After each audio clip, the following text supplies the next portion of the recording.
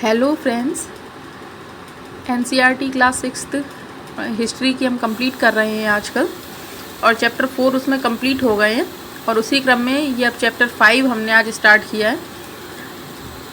जैसा कि सारी हमने वीडियोस में देखा है, ये एनसीईआरटी में जो चैप्टर स्टार्ट होता है वो एक स्टोरी से होता है और हमें इस स्टोरी से कोई लेना देना नहीं है क्योंकि इसका एग्ज़ाम से कोई लेना देना नहीं है। इसके बाद में इस चैप्टर का हम देखेंगे, इस चैप्टर का नाम है क्या बताती हैं हमारी किताबें और कब्रें। तो इसमें यहाँ पर ये जो फर्स्ट टाइटल दिया हुआ है, इसमें क्या है कि दुनिया के प्राचीनतम ग्रंथों में एक, ये इस तरह से लिखा हुआ है। तो इसमें सबसे पहले वेदों के बारे में इसमें बताया है। शायद तुमने वेदों के बारे में सुना होगा। ये तो सारे ही लोग जानते हैं कि वेद कितने हैं, 4 कौन कौन से हैं? ऋग्वेद, सामवेद, यजुर्वेद और अथर्ववेद। इनमें सबसे पुराना वेद कौन सा है? सबसे पुराना वेद है इसमें ऋग्वेद, जिसकी रचना लगभग 3500 साल पहले हुई थी। ऋग्वेद में 1000 से ज़्यादा प्रार्थनाएं हैं। तो इसमें क्वेश्चन ये है कि ऋग्वेद में जो प्रार्थनाएं हैं, है ना, उन्हें क्या कहा गया है? तो उन्हें सूक्त कहा गया है। सूक्त का मतलब है अच्छी तरह से बोला गया। इसको भी हमें देखना है कि सूक्त का मतलब क्या होता है, अच्छी तरह से बोला गया। ये विभिन्न देवी देवताओं की स्तुति में रचे गए हैं। इनमें से 3 देवता बहुत महत्वपूर्ण हैं, अग्नि, इंद्र और सोम। ये हमें याद करना है। अग्नि जो है आग के देवता हैं, इंद्र युद्ध के देवता है और सोम एक पौधा है जिससे एक खास पेय बनाया जाता है। वैदिक प्रार्थनाओं की रचना ऋषियों ने की थी। आचार्य विद्यार्थियों को इन्हें अक्षरों, शब्दों और वाक्यों में बांटकर सस्वर पाठ द्वारा कंठस्थ करवाते थे।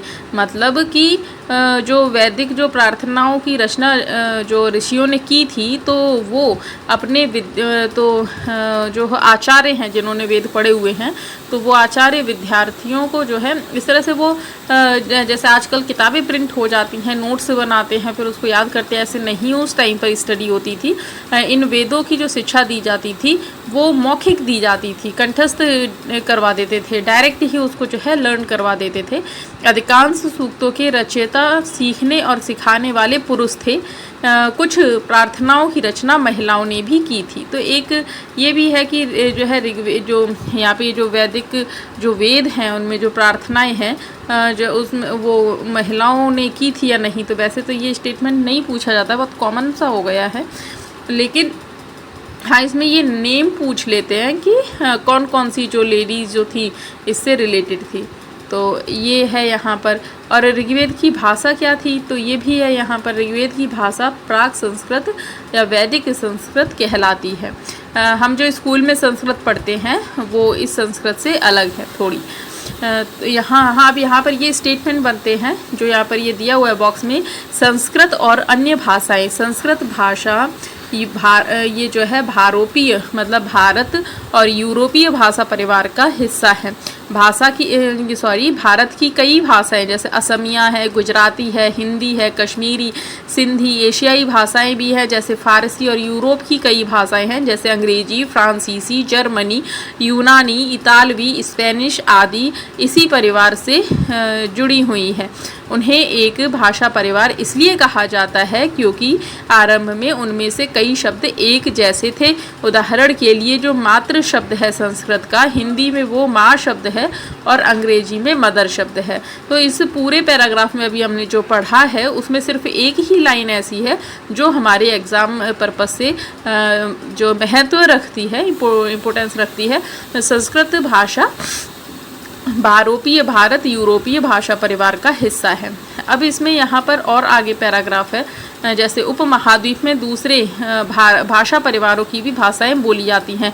यहाँ पर भारतीय उपमहाद्वीप की बात हो रही है। जैसे पूर्वोत्तर प्रदेशों में तिब्बत वर्मा परिवार की जो है भाषाएं बोली जाती हैं। इसको अंडरलाइन कर लेना है हमें। तिब्बत और बर्मा परिवार की भाषाएं बोली जाती हैं।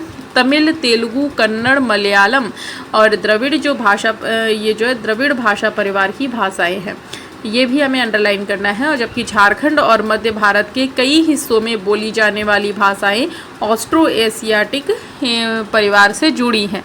ये इम्पोर्टेंट लाइंस हैं जो एग्ज़ाम में पूछी जाती हैं और इन्हें हमें अंडरलाइन करना है। तो इस बॉक्स में मैंने जो जो अंडरलाइन किया है उतना ही ओनली ज़रूरी है, बाकी करना ही। हम जिन किताबों को पढ़ते हैं वे लिखी या छापी गई हैं। ऋग्वेद का उच्चारण किया जाता था और श्रवण किया जाता था, ना कि पढ़ा जाता था। रचना के कई सदियों बाद इसे पहली बार लिखा गया। इसे छापने का काम तो मुश्किल से 200 साल पहले हुआ। इतिहासकार ऋग्वेद का अध्ययन कैसे करते हैं? इतिहासकार पुरातत्व वेताओं की तरह ही अतीत के बारे में जानकारी इकट्ठी करते हैं, लेकिन भौतिक अवशेषों के अलावा वे लिखित स्रोतों का भी उपयोग करते हैं। जैसे यहाँ पर जो है ऋग्वेद के कुछ सूक्त वार्तालाप के रूप में है। तो जो ऋग्वेद के सूक्त हैं वो किस रूप में है? वार्तालाप के रूप में है। यहाँ ये लाइन जो है इसको हमें अंडरलाइन करना है, जो आगे मैं कर रही हूँ अंडरलाइन। विश्वामित्र नामक ऋषि और देवियों के रूप में पूजित 2 नदियों के बीच ये संवाद एक ऐसे ही सूक्त का अंश है। तो ये संवाद किसके बीच में है? जो एक ऋषि का नाम है विश्वामित्र और देवियों के रूप में पूजित 2 नदियाँ, 2 नदी इसमें क्या क्या नाम दिए हुए हैं? व्यास और सतलज के बीच यह संवाद एक ऐसे ही सूक्त का अंश है। ये हमें अंडरलाइन करना है। अब इसमें हमें इसको ध्यान रखना है कि जो व्यास है, सतलज है, तो ये उसमें वार्तालाप में ये नदियाँ आई हैं, इनका नाम आया है। ऋग्वेद की पांडुलिपि का एक पन्ना, इसमें कुछ भी ऐसा इम्पोर्टेंट नहीं है जिसको हम पढ़ें। जैसे यहाँ पर ये दिया हुआ है, जैसे वो वार्तालाप अभी हमने ऊपर पढ़ा था, जैसे विश्वामित्र और जो नदियों का है ये इस तरह से। तो इसमें ऐसा ज़रूरी कुछ नहीं है कि उसमें जो है देखा जाए। अच्छा, अब इसमें यहाँ पर ये है कि ऋग्वेद की जो प्रार्थना है उनमें अन्य दूसरी नदियों खासकर सरस्वती, सिंधु और अन्य सहायक नदियों का भी जिक्र है। गंगा और यमुना का सिर्फ एक बार उल्लेख यहाँ पर हुआ है। ये इम्पोर्टेंट है ये लाइन, यहाँ पर ये फैक्ट बनता है कि गंगा और यमुना का कितनी बार उल्लेख किया गया है ऋग्वेद में। तो गंगा और यमुना जो आज के टाइम पर इम्पोर्टेंट रिवर हैं उनका सिर्फ एक बार हुआ है उल्लेख, और एक से ज़्यादा बार किनका हुआ है वो भी हम आगे देखेंगे। लेकिन इसमें किस नदी का हुआ है? सरस्वती का हुआ है, सिंधु का हुआ है और उनकी जो सहायक नदियाँ हैं उनका भी हुआ है। अच्छा, ऋग्वेद में जो है मवेशियों, बच्चों खासकर पुत्रों और घोड़ों की प्राप्ति के लिए प्रार्थनाएं हैं। तो यहाँ पर हमें जो है घोड़ों के बारे में मिलता है। सिंधु घाटी सभ्यता में हमें नहीं मिलता उसका वर्णन, लेकिन ये अभी आर्य समाज की बात हो रही है।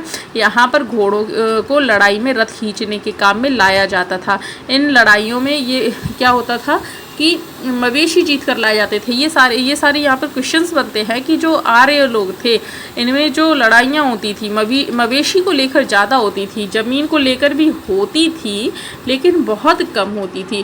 कि तो इसमें यहाँ पर लिखा है लड़ाइयाँ वैसे ज़मीन के लिए भी लड़ी जाती थी जहाँ अच्छे चारागाह हों या जहाँ पर जौ जैसी जल्दी तैयार हो जाने वाली फसलों को उपजाया जा सकता हो। कुछ लड़ाइयाँ पानी के स्रोत और लोगों को बंदी बनाने के लिए भी लड़ी जाती थी। तो ज़्यादातर लड़ाइयाँ किसके लिए लड़ी जाती थी? मवेशियों के लिए लड़ी जाती थी।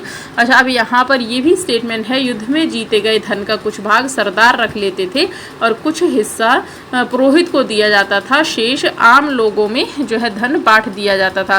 कुछ धन यज्ञ के लिए प्रयुक्त होता था। यज्ञ में आग की आहुति देते थे, आहुतियाँ देवी देवताओं को देते थे और घी, अनाज और कभी कभी जानवरों की भी आहुति दी जाती थी।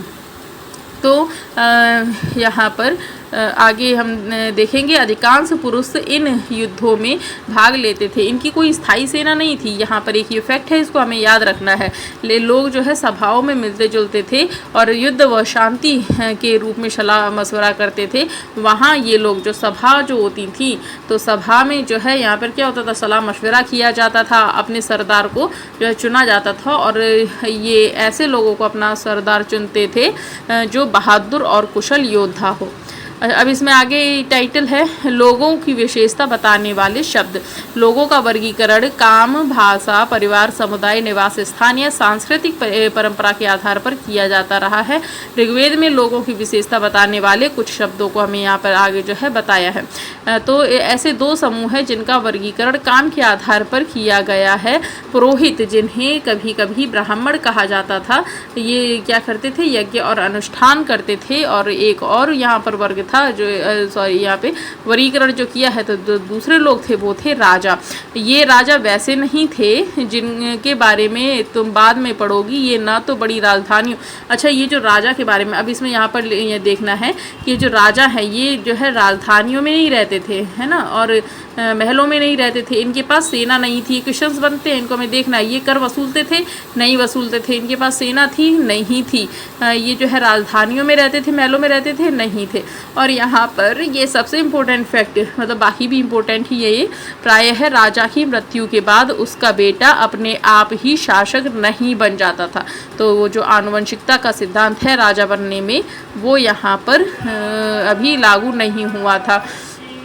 उसके बाद जनता या पूरे समुदाय के लिए दो शब्दों का प्रयोग होता था। एक था जन शब्द, जिसका प्रयोग हिंदी और अन्य भाषाओं में जो है अभी भी होता है, आज भी होता है। दूसरा विश था। विश शब्द का मतलब जो है वैश्य से निकला हुआ है, वैश्य शब्द से। ऋग्वेद में विश और जनों के नाम मिलते हैं, इसलिए हमें पुरुजन, विश भरत जन या विश यदुजन या विश जैसे कई उल्लेख मिलते हैं। जितना इम्पोर्टेंट किया है वो इसमें सॉरी अंडरलाइन किया है वो इम्पोर्टेंट है यहाँ पर। जिन लोगों ने इन प्रार्थनाओं की रचना की वे कभी कभी खुद को आर्य कहते थे। अच्छा, जिन लोगों ने प्रार्थनाओं की रचना की, आर्य कौन थे? जिन लोगों ने प्रार्थनाओं की रचना की वो आर्य, और जो अपने विरोधियों को वो दास या दस्यु कहते थे। यहाँ पर ये जो आर्य सभ्यता में दास या जो दस्यु शब्द आया है वो उस तरह का दास या दस्यु शब्द नहीं है जो हम बाद में पढ़ते हैं मध्यकाल में, कि उनको जो है युद्ध में बंदी बना लिया और काम, अपने घर के काम या खेतों के काम या बाहर कारखानों के काम करने के लिए उनको हम यूज़ करते थे। वहाँ पर ये दस्यु या दास शब्द यूज़ नहीं हुआ है। यहाँ पर दस्यु लोग वो थे जो आर्य नहीं थे, मतलब जिन्हें आर्य लोग आर्य नहीं मानते थे, अपना अपोजिट मानते थे। तो ये लोग कौन थे? जो यज्ञ नहीं करते थे और शायद दूसरी भाषा बोलते थे। तो ये बहुत ज़रूरी है इस चीज़ को जानना कि दास शब्द का मतलब यहाँ आर्य समाज में वो नहीं था जो दास शब्द हम बाद में पढ़ते हैं। बाद के समय में दास शब्द का मतलब गुलाम हो गया। दास वे स्त्री और पुरुष होते थे जिन्हें युद्ध में बंदी बनाया जाता था, उन्हें उनके मालिक की जायदाद माना जाता था। जो भी मालिक चाहते थे काम करना, उन्हें वो सब काम जो है करना पड़ता था। जिस युग में उपमहाद्वीप के उत्तर पश्चिम में ऋग्वेद की रचना हो रही थी, उसी समय दूसरी जगहों पर एक अलग तरह का विकास हो रहा था। अच्छा, तो पैरेलल क्या चल रहा था चीज़ें वो हमें जानना है। जब ऋग्वेद की रचना हो रही थी तो कौन से जो है यहाँ पर उपमहाद्वीप में पार्ट थे और वहाँ पर क्या चल रहा था उसको हम देखेंगे यहाँ पर। अच्छा, अब यहाँ पर जो है महापाषाण की यहाँ पर बात की गई है। महापाषाण का मतलब तो हम सारे ही लोग जानते हैं, यहाँ पर लिखा भी है। महा मतलब बड़ा और पाषाण मतलब पत्थर। ये पत्थर क्या थे? ये पत्थर दफन करने की जगह पर लोगों द्वारा बड़े करीने से लगाए गए थे। और ये महापाषाण कब्रें बनाने की प्रथा कब स्टार्ट हुई थी? 3000 साल पहले स्टार्ट हुई थी। और इसके बाद में जो फैक्ट है वो फैक्ट बहुत इम्पोर्टेंट है कि ये जो प्रथा है, ज़्यादातर हम लोग ध्यान दे देते हैं कि जो है महापाषाण की प्रथा जो है दक्षिण भारत में हमें देखने को मिलती है, लेकिन ऐसा नहीं है। दक्षिण ये देखो, ये प्रथा दक्कन में मिलती है, दक्षिण भारत में मिलती है, उत्तर पूर्वी भारत में भी मिलती है हमें महापाषाण की जो यहाँ पर जो वो है प्रथा, और कश्मीर में भी हमें जो है देखने को मिलती है। तो ये काफ़ी इम्पोर्टेंट लाइन है यहाँ, इसको हमें ध्यान में रखना है। और यहाँ पर कुछ महत्वपूर्ण पाषाण पुरा स्थल मानचित्र में दिखाए गए हैं। कुछ जो है महापाषाण ज़मीन के ऊपर ही दिख जाते हैं और कुछ ज़मीन के भीतर भी होते हैं। तो यहाँ पर जो ये छोटे लिखा हुआ है, इसमें ये पोर्ट होल है, यहाँ पर ये सुराख है इसमें यहाँ पर है। तो इस तरह से यहाँ पर ये चित्र दिया हुआ है इसको देखने के लिए। कई बार पुरातत्वविदों को गोलाकार सजाए हुए पत्थर मिलते हैं, कई बार अकेला खड़ा हुआ जो है पत्थर मिलता है। ये ही एकमात्र प्रमाण है जो ज़मीन के नीचे कब्रों को दर्शाते हैं। तो जो है गोलाकार भी हमें मिलेंगे, जिस तरह से ऐसे अभी पिक्चर में हमने देखा है ना कि ये गोलाकार, और कई बार क्या है कि एक पत्थर ऐसे अकेला खड़ा हो तो वो भी मिलते हैं। अच्छा, और इसमें आगे चलकर हम देखेंगे कि कई बार सैनिक जो है अपने कुल की रक्षा करने में या अपने जो है जानवरों की रक्षा करने के चक्कर में जो मर जाते थे, उनके लिए भी एक शहीद स्मारक की तरह से एक खड़ा अकेला पत्थर का जो है ऐसे ये एक चिन्ह बनाया जाता था, वो भी हम आगे देखेंगे। तो यहाँ अब आगे देखते हैं हम। इन सब कब्रों में कुछ समानताएं हैं। सामान्यतः जो मृतकों को खास किस्म की मिट्टी के बर्तनों के साथ दफनाया जाता था। अच्छा, इन बर्तनों को क्या कहते हैं? काले लाल मिट्टी के बर्तन। ये बहुत इम्पोर्टेंट है, इसको हमें ध्यान देना है यहाँ पर कि ये जो महापाषाण काल की जो जगह है वहाँ पर मृदभांड कैसे मिलते थे? मृदभांड मतलब बर्तन, काले लाल मिट्टी के बर्तन मिलते थे जिनको ब्लैक एंड रेड वेयर के नाम से जाना जाता है। हमने लास्ट चैप्टर्स में पढ़ा था कि जो सिंधु घाटी सभ्यता, हड़प्पा सभ्यता है, उसमें किस तरह के बर्तन मिलते थे? काली जो है पॉलिश के बर्तन और उसमें जो है रेड कलर की डिज़ाइन ऐसा ही कुछ था उसमें, तो वो चित्रित थे, लाल और काले वो भी थे। यहाँ पर लाल काली मिट्टी से बने बर्तन जो है मिलते हैं। इनके साथ ही मिले हैं लोहे के औजार और हथियार। लोहे के औजार, तो लोहा मिलता है हमें महापाषाण काल में। क्वेश्चन बनता है तो हाँ, हमें महापाषाण काल में लोहा मिलता है। घोड़ों के कंकाल मिलते हैं, सामान और पत्थर के, ये पत्थर और सोने के गहने मिलते हैं। तो यहाँ पे सोना मिलता है, घोड़े के कंकाल मिलते हैं और लोहा भी यहाँ पर जो है मिलता है। लोहे के औजार और हथियार हमें यहाँ मिलते हैं। ये जितनी भी चीज़ें अंडरलाइन की हैं, इनसे कई बार क्वेश्चन बहुत बार बने भी हैं और आगे भी बनते रहेंगे, क्योंकि यही फैक्ट्स है जो हमें याद रखने हैं। उसका टाइटल है लोगों की सामाजिक असमानताओं के बारे में पता करना। पुरातत्वविद यह मानते हैं कि कंकाल के पास के साथ पाई गई चीज़ें मरे हुए व्यक्ति की ही रही होंगी। तो कभी कभी एक कब्र की तुलना में दूसरी कब्र से ज़्यादा जो है चीज़ें मिलती हैं। अब इसमें ब्रह्मगिरी के बारे में बताया गया है यहाँ पर। तो ये यहाँ पर एक ही क्वेश्चन बन जाता है कि यहाँ जो ब्रह्मगिरी है, यहाँ क्या है कि एक व्यक्ति की कब्र में 33 सोने के मन के शंख पाए गए हैं। दूसरों तो यहाँ हमें देखना है, यहाँ पर ये इस तरह से क्वेश्चन बन जाते हैं। दूसरे कंकालों के पास में जो है सिर्फ कुछ मिट्टी के बर्तन ही पाए गए हैं और यह दफनाए गए लोगों की सामाजिक स्थिति में भिन्नता को दर्शाता है। तो जो सामान वहाँ पर जो हमें मिलता है दफनाया हुआ, उसमें क्या है कि उससे क्या है कि हमें ये पता चलता है कि कुछ लोग अमीर थे, कुछ गरीब थे, कुछ सरदार थे, तो दूसरे कुछ अनुयायी थे। तो इन चीज़ों को हमें ध्यान में रखना है। क्या कुछ कब्रगाहें खास परिवारों के लिए थी? कभी कभी महापाषाणों में एक से अधिक कंकाल मिलते हैं। तो यहाँ पर क्या लिखा है? कभी कभी महापाषाणों में एक से अधिक कंकाल मिलते हैं। वे यह दर्शाते हैं कि शायद एक ही परिवार के लोगों को, जैसे एक उन्होंने कब्र बनाई है, मतलब जिस तरह से, और उसमें एक से ज़्यादा कंकाल मिल गए महापाषाणों में, तो वो ये दर्शाते हैं कि शायद एक ही परिवार के लोगों को एक ही स्थान पर अलग अलग समय पर दफनाया गया था और बाद में मरने वाले लोगों को पोर्ट होल के रास्ते से कब्रों में लाकर दफनाया जाता था। ऐसे स्थान पर गोलाकार लगाए गए पत्थर जो है लगाए गए पत्थर या चट्टान चिन्हों का काम करते थे। तो ये यहाँ पर एक इफेक्ट बन सकता है। उसके बाद में क्या है कि इनाम गांव, यहाँ पर अब इनाम गांव के बारे में बताया गया है। अभी यहाँ देखो, यहाँ पर ये बताया जिस तरह से नदियाँ दी हुई होती हैं प्लेसेस की, ये किसके किनारे, किस नदी किनारे प्लेस है, तो ये काफ़ी इंपॉर्टेंट हो जाता है। तो ये इनाम गांव है, ये भीमा की सहायक नदी घोड़ के किनारे जगह है, इसको हमें ध्यान रखना है। भीमा की सहायक नदी घोड़ के किनारे एक जगह है और इस जगह पर जो है 3600 से 2700 साल पहले लोग रहते थे। यहाँ वयस्क लोगों को प्रायः गड्ढे में सीधा लेटाकर दफनाया जाता था। यहाँ पर हमें इस चीज़ को ध्यान में रखना है कि इनका जो सिर है वो होता था उत्तर की ओर। कई बार उन्हें घर के अंदर ही दफनाया जाता था। घर के अंदर दफनाया जाता था, हाँ जी, दफनाया जाता था। ऐसे बर्तन जिनमें जो है खाना पीना दफनाए गए शव के पास में जो है रखे जाते थे। तो ये कॉमन फैक्ट बन गया क्योंकि इसके बारे में हम जो पहले ऊपर पढ़ चुके। तो हमें इसमें, इस पैराग्राफ में, इनाम गांव वाले में, हमें यहाँ पर ये ध्यान रखना है कि ये जो इनाम गांव है वो भीमा की सहायक नदी घोड़ के किनारे है। इसमें जो है वयस्क लोगों को गड्ढे में सीधा लिटा कर दफनाया जाता था। सिर उत्तर की ओर होता था, उत्तर की सिर किधर होता था? उत्तर की ओर होता था। कई बार उन्हें घर के अंदर ही दफनाया जाता था।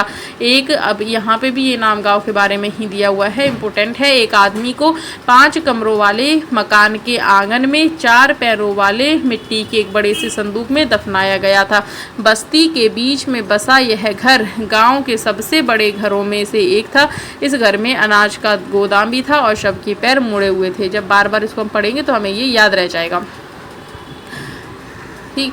उसके बाद में क्या बताते हैं हमें कंकालों के अध्ययन। तो यहाँ पर क्या क्या हमें इससे जो जानकारी मिल सकती है इसको एक बार हम देख लेंगे। छोटे आकार के आधार पर बच्चे के कंकाल को आसानी समझा जा सकता है ना, लेकिन वो उसका जेंडर क्या है ये हमें पता चल सकता है इसमें, लेकिन एक बच्चे और बच्ची के कंकाल के बीच फ़र्क कोई बड़ा फ़र्क नहीं होता है। क्या हम यह पता लगा सकते हैं कि कंकाल किसी पुरुष का था या स्त्री का? कभी कभी लोग कंकाल के साथ मिले सामानों के आधार पर इसका अंदाज लगाते हैं। यदि जो गहने मिले तो महिला का मान लिया जाता है, और लेकिन इसके साथ में भी कई समस्या है क्योंकि पुरुष भी जो है आभूषण पहनते थे।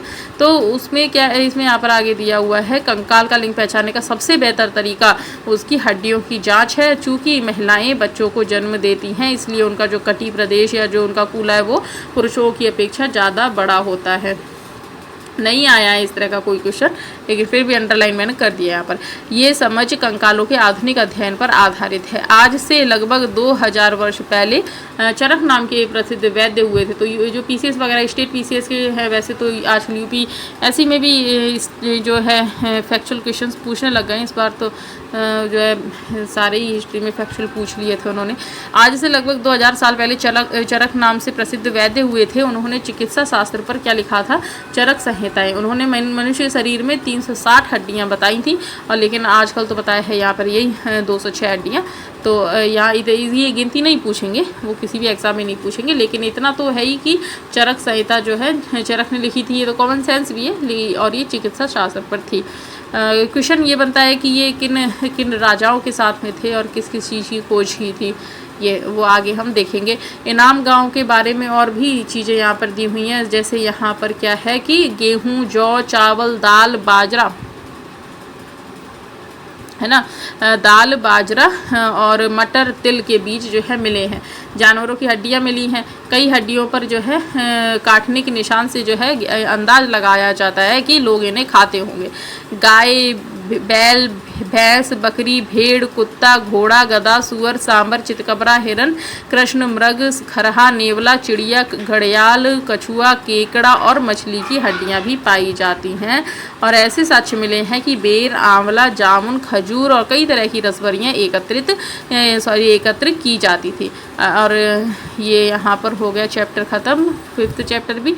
आगे हम देखेंगे चैप्टर 6, और ये जो एनसीईआरटी है ये काफ़ी इम्पोर्टेंट है एग्ज़ाम क्वालिफाई करने के लिए। और यूपी पीसीएस में तो क्वेश्चंस ऐसे के ऐसे ही कॉपी करते थे, ज़्यादातर एनसीईआरटी से ही आते हैं, तो हमें ध्यान देना है एनसीईआरटी पर। Okay, thank you.